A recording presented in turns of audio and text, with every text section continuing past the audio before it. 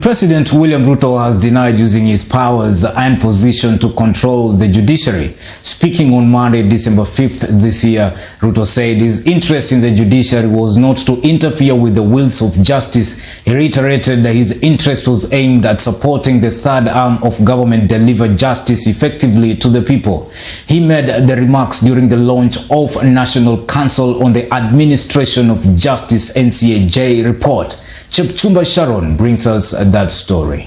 It's okay to take government to court. It's okay to take me to court. I have no problem. President William Ruto has come out to address the accusations levied against him of trying to wield his power to influence the operations of the judiciary. The criticisms, which came mainly from Azimio la Umoja leader Raila Odinga, began after Ruto appointed the 6 judges that were rejected by his predecessor Uhuru Kenyatta immediately after assuming office in September. My support for the judiciary is so that they can effectively deliver justice to the people of Kenya. Period.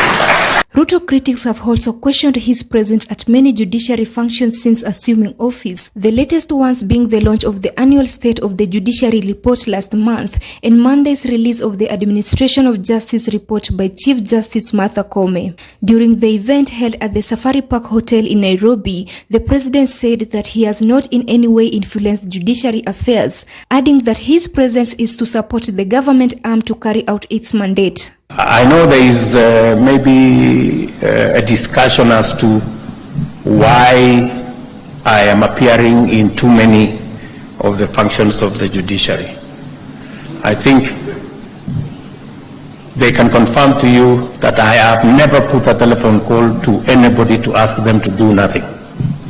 At the same time, Ruto assured CJ Koome that the 4 incomplete small claims courts in Nairobi will be ready for operation in 90 days. We will give you the 4 courts in Nairobi that have been outstanding so that you can set up the small claims courts in the various areas of Nairobi County.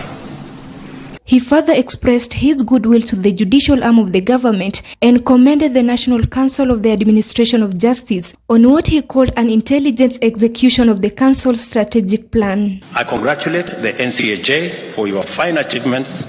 I note that this has been made possible to a great extent by the diligent execution of your strategic plan.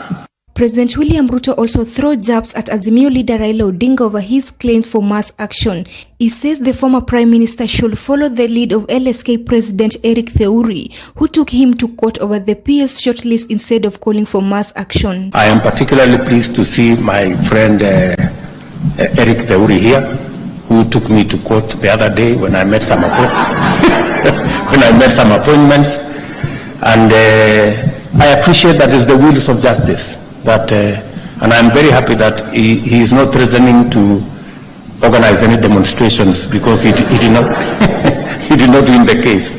So I think we are all in this space because we have to act in a manner, and everybody is entitled to do what they must do. And it's okay to take government to court. It's okay to take me to court. I have no problem.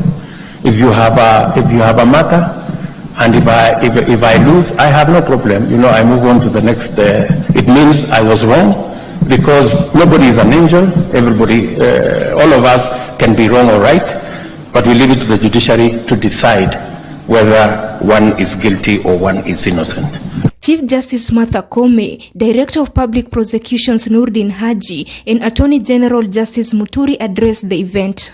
The NCAJ Council remains focused on deepening criminal justice reforms.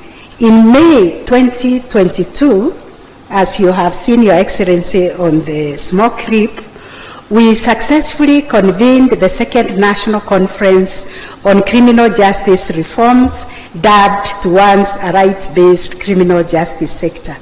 One of the biggest challenges we have in our justice sector today is implementing criminal law that was enacted during the colonial period. Excellency, data collected on the number of files processed by the different actors in the criminal justice chain make a strong case for the recommendations we are making for alternatives to prosecution and alternatives to custodial sentences.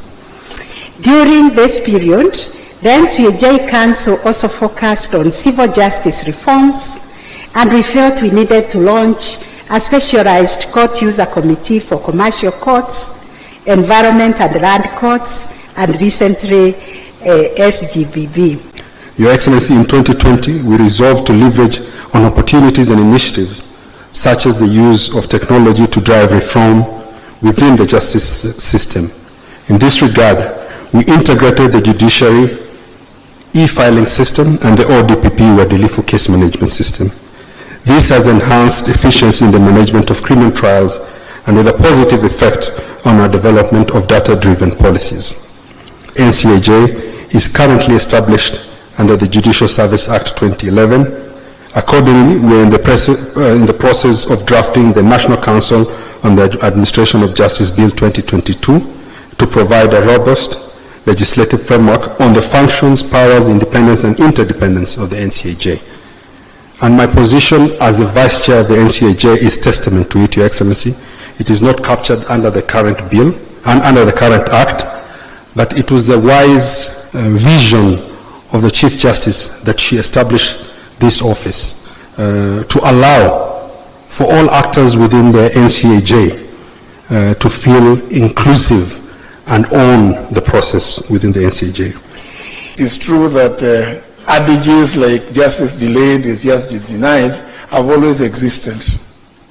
But in the 2010 Constitution, there is a clear requirement for a robust justice system, both in the criminal and the civil justice sector. For Maisha Prime News, I'm Sharon Chepchumba.